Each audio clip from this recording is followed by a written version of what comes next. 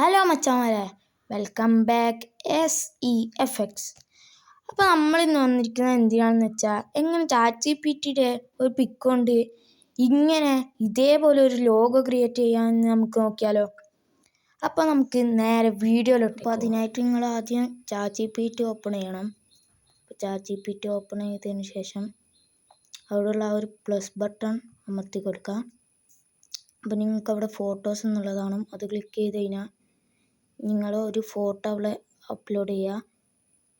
എന്നിട്ട് ഞാൻ തരുന്ന ഈ ഒരു പ്രോംപ്റ്റ് അവിടെ ഒന്ന് പേസ്റ്റ് ചെയ്ത് കൊടുക്കാം.